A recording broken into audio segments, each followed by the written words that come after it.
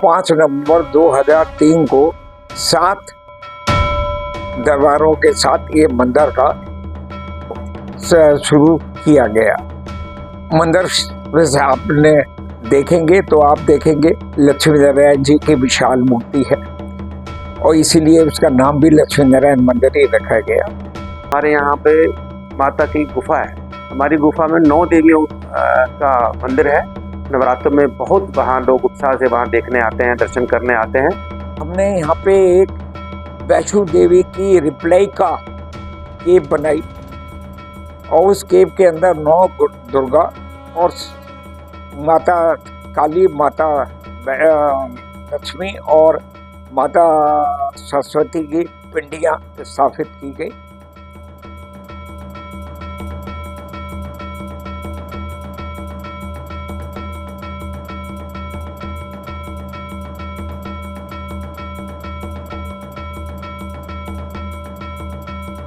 मंदिर के ऊपर के हिस्से के अंदर हमारे यहाँ अमरनाथ जी की गुफा बनाई गई। उसी गुफा के ऊपर फर्स्ट फ्लोर पे भगवान विष्णु शेष शैया पर लेटे हुए हैं और लक्ष्मी जी उनका चरण सेवा कर रही हैं। हमारे मंदिर में हमने पहले तो मेन मंदिर बनाया जिसमें हमारी मूर्तियाँ लगी हुई हैं। रामचंद्र जी की है, शंकर भगवान की है, कृष्ण जी की है, माता जी की है, माता भगवती की है, हनुमान जी की है।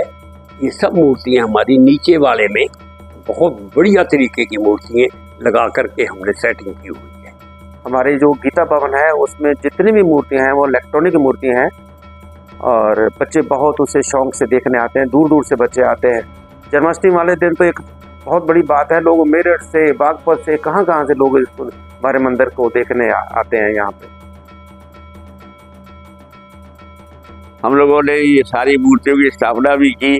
उसके बाद में गीता भवन भी और ये स्कूल 3 मंजिल का ये स्कूल भी बन गया। ये जो स्कूल है हमारा 8वीं क्लास तक का है और ये 8वीं क्लास तक का रिकॉग्नाइज्ड है। इसके अंदर स्कूल के अंदर हम A to Z एवरीथिंग बच्चों को फ्री शिक्षा, फ्री हम उनको books, free dresses, free shoes, sweater और फ्री खाना देते हैं और बच्चों को हर तरह से जो भी सारी सुविधाएं हैं यहाँ उन बच्चों को मिलते हैं और ये गवर्नमेंट से अप्रूव्ड है। आजकल लोग जो हैं धार्मिक प्रवृत्ति से दूर होते जा रहे हैं, तो उनको किस तरह से लाया जाए अपने साथ। तो 3 साल पहले से हमने मंगलवार को हनुमान चालीसा पाठ करना शुरू किया और हनुमान चालीसा का पाठ शाम को आधे घंटे का पाठ होता है। शुरू में हमने देखा कि अटेंडेंस थोड़ी कम थी, तो हमने सोचा कि इसके साथ भंडारा और शुरू कर दें और हमने भंडारे शुरू कर दिया और 400 लोगों का भंडारा हम बनाते हैं और लाइन लगती है। हमारी जो मंदिर की सभी प्रसिद्धि का मेन जो कारण है ना, वो हमारा पूरा 12 महीने का जनवरी से लेकर के दिसंबर तक के कार्यक्रम। बाकी कार्यक्रम छोड़ दीजिए, मेन रिलीजियस प्रोग्राम की मैं बात करता हूँ तो फरवरी में हमारी महाशिवरात्रि आती है। बहुत बड़ा प्रोग्राम करते हैं महाशिवरात्रि पे और आम जनता तो आती है जल अभिषेक करने के लिए, लेकिन शाम को 5 बजे से लेकर के या लगभग 5:30-6 बजे से लेकर के अगले दिन सुबह 5 बजे तक लगातार जो है अभिषेक होते हैं और उसके बाद आरती के साथ में इसका समापन होता है। अब साल में 2 बार नवरात्रि आते हैं, चैत्र नवरात्रि और शारदीय नवरात्रि। इन नवरात्रों में भी बहुत ज़बरदस्त हमारे यहाँ पर प्रोग्राम होते हैं। महिलाएं बहनें हमारी वहाँ को कीर्तन करके रह जाती हैं, अच्छे प्रोग्राम होते हैं। इसके बाद जैसे अब ये होगा तो अब हमारा जो है हनुमान जन्मोत्सव आ जाएगा। और देखिए हनुमान जन्मोत्सव में हमारा मंदिर ही एक ऐसा मंदिर है जो हनुमान जी को फ्रूट केक का भोग लगाता है और विशाल केक होता है वो, और प्रसाद के रूप में उसको बांट दिया जाता है।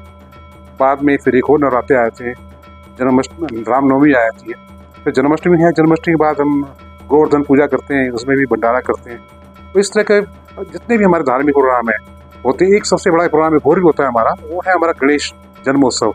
उसमें हम 1008 लड्डुओं का भोग लगाते हैं और 1008 गणेश जी के जो नाम है उनको साथ में ले लेकर के साथ में इसका करते हैं और काफ़ी लोग जो है इसमें इंटरेस्ट लेते हैं। और वर्ष का जो अंत होता है वो होता है ये हमारे जो बेचारे निर्धन हैं, कमज़ोर वर्ग के जो लोग हैं, उनके लिए कंबल वितरण, नए वस्त्र, नए स्वेटर, और उनके साथ साथ फिर हम उनको भोजन की व्यवस्था भी करते हैं, क्योंकि हम लोग भी 11 बजे इस प्रोग्राम को शुरू करते हैं, जो कि हमारा 2 से 3 बजे तक चलता है। तो बेचारे लोग कभी दूर दूर से आते हैं जहाँ से उनको कूपन दिए जाते हैं, तो उनके लिए फिर भोजन की व्यवस्था भी कर दी जाती है। हमारे मंदिर में बहुत तरीके की गतिविधि होती हैं, जिसमें धार्मिक, आध्यात्मिक, शैक्षिक ये प्रमुख हैं, जो कि हर मंदिर में चलती हैं। हम लोगों के यहाँ कुछ 5 तरीके की डिस्पेंसरी भी चलती हैं, जिसमें होम्योपैथिक हैं, एलोपैथिक के डॉक्टर हैं, डेंटिस्ट हैं, फिजियोथेरेपिस्ट हैं और हैं। इस तरह से 5 डॉक्टर रोज बैठ करके जो भी मरीज आता है उसकी सेवा करते हैं। फ्री दवाई हमारी तरफ से सबको फ्री दवाई दी जाती है। 2019 में हमने एम्स की सहायता से यहाँ पे नेत्रदान और अंगदान का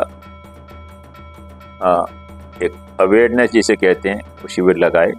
उसमें बहुत से लोगों ने अपना नेत्रदान का, अंगदान का संकल्प लिया, और ये 2019 इसकी एक शुरुआत थी कॉरपोरेट्स में जाने की, कॉलेजेस में जाने की और अंगदान और नेत्रदान के अंदर जाने की। आज के टाइम पे इसका आकार इतना बढ़ गया है कि हम 8 संस्थाओं के साथ में रक्तदान शिविर लगाते हैं। हम इसको रक्तदान शिविर की जगह रक्तदान महोत्सव का नाम देना चाहते हैं। नोएडा में जिला अस्पताल, government institute of medical sciences greater Noida, post graduate institute of child health Noida और रोटरी नोएडा ब्लड बैंक के साथ में हम ये रक्तदान महोत्सव लगाते हैं। और आज तक हम लगभग 8000 रक्त यूनिट्स का हम सहयोग कर चुके हैं इन विभिन्न संस्थाओं को। मैं शहर वासियों से अपील करता हूं कि आप मंदिर में आए, हमारे मंदिर की एक्टिविटीज़ को देखें, हम क्या क्या सेवाएं दे रहे हैं। मंदिर की गुफा है, गीता भवन है, हनुमान चालीसा है, अमृत वाणी है, हमारी डिस्पेंसरी है, हमारा स्कूल है। आके एक बार देखें हम किस तरीके की सेवा दे रहे हैं।